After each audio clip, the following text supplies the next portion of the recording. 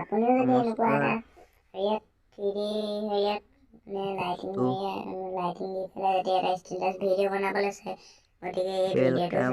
সম্পূৰ্ণকৈ চাওক, স্কিপ নকৰিব প্ৰতিটো। গতিকে এনেকৈ ওলাব হাই মাই দেখিছে আপোনালোকে যেনেকৈ ওলাইছে লাইটিং হেৰিয়াত YouTube channel my YouTube channel Jadumoni ওলাইছে আৰু কাৰেকশ্যন। অলপ গতিকে ভিডিঅ'টো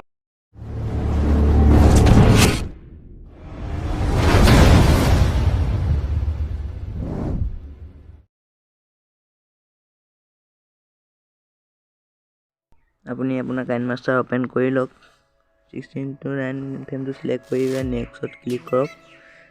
নেক্সটত ক্লিক কৰাৰ পিছত এখন বেকগ্ৰাউণ্ড চিলেক্ট কৰক ব্লেক কালাৰৰ। ব্লেক কালাৰ টিপি পেলাই এবাৰ অলপ দীঘল কৰি দিয়ক 10 ছেকেণ্ডমানৰ। 10 ছেকেণ্ডত কৰি লৈছোঁ।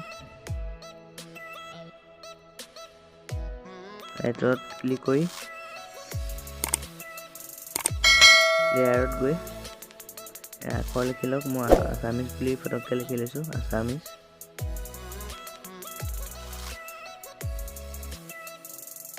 এতিয়া কাচিজনটো অলপ দীঘল কৰি লওক। দীঘল কৰাৰ পিছত আপুনি অলপ এই আখৰকেইটাৰ চাইজটো অলপ বেকগ্ৰাউণ্ডখনৰ সমান কৰি লওক। বেকগ্ৰাউণ্ডখনৰ কৰাৰ পিছত আপুনি লেয়াৰত গৈ এটা এফেক্টছ বুলি এটা অপশ্যন আছে, সেইটো ইফেক্টত ক্লিক কৰি পেলাই হ'লে স্পাইৰেল ব্লাৰ সেইটো আপোনালোকে ইয়াত কিনাৰত এটা ঘৰৰ নিচিনা হেৰি আছে, সেইটো ডাউনলোড কৰি ল'ব। সেইটো মই কৰি লৈছোঁ সোনকালে। আপোনালোকে সেইটো পাব, ইফেক্টত যাব। মই অলপ এতিয়া ছেটিংছত যাব লাগিব আৰু মই এতিয়া হেৰিডাল ডাঙৰ কৰি লৈছোঁ ইফেক্টটো। এতিয়া ছেটিংছত যাব লাগিব। ছেটিংছত গৈ পেলাই একদম লাষ্টলৈ গৈ পেলাই কোৱালিটিটো ফুল কৰি ল'ব।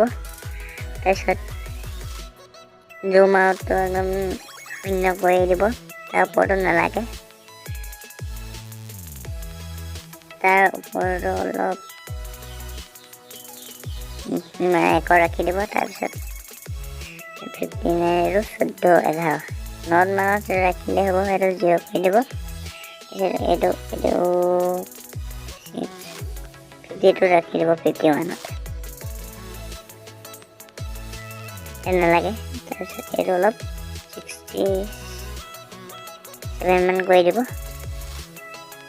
তাৰপিছত এবাৰ দেখুৱাই দিছোঁ, গুঠি গৈছে। এইটো মই ক্লিক কৰি দিছোঁ। আকৌ কৰি ল'ব লাগিব। হৈ গ'ল। সেইটো 9 মানত ৰাখিলে হৈ যাব। হৈ গ'ল চব কৰি ৰেডি। এতিয়া আপুনি আখৰটো ক্লিক কৰি স্পাইৰেল ব্লুখন ক্লিক কৰি পেলাই অলপমান ব্লুটো কমাই দিব, 78 ৰাখিলে হ'ব। ৰাইটত ক্লিক কৰক। ৰাইটত ক্লিক কৰিলে এনেকুৱা কৰিব লাগে নি? এনেকুৱা অলপ বেকা কৰিব লাগিব নহয়। হেৰি কৰিবলৈ হ'লে এনেকৈ বেকা কৰিব হয়। মই অলপ সেইখন ডাঙৰ কৰি লৈছোঁ, এখন হৈ যাব, মিলাই লৈছোঁ। এনেকুৱাকৈ কৰিবলৈ হ'লে আপুনি ইয়াৰ এটা চাবি নিচিনা অপশ্যন পাইছে, সেই চাবি নিচিনা অপশ্যনটোত যাব লাগিব। এইটো চাবি নিচিনা অপশ্যনটোত যাব লাগিব। সেইটোত গৈ পেলাই একদম লাষ্টলৈ যাব লাগিব। একদম লাষ্টলৈ গৈ এইটো যোনটো প্লাছ আছে, সেই প্লাছটোত ক্লিক কৰিব লাগিব। প্লাছটোত ক্লিক কৰি অকণমান লাহেকৈ বাওঁফালে, ঘূৰাই নহয় বাওঁফালে অলপ হাতখনে হেৰি কৰি দিব লাগিব। তেতিয়া এইটো হেৰিটো হৈ যাব। তাৰপিছত ৰাইটত ক্লিক কৰিব লাগিব। আমাৰ এইটো এনেকুৱাকৈ হৈ গৈছে।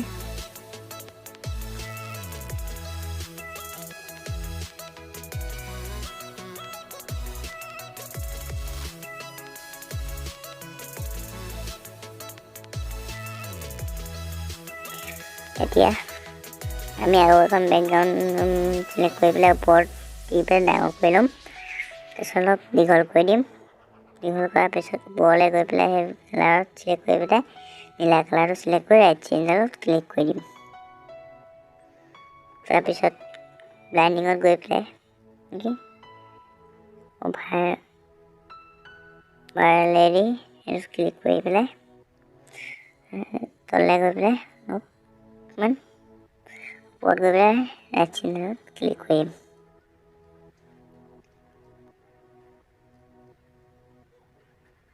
প্লে কৰি চাম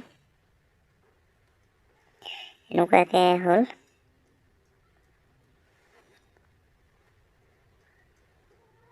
কেনেকুৱা লাগিছে কমেণ্ট কৰি জনাব।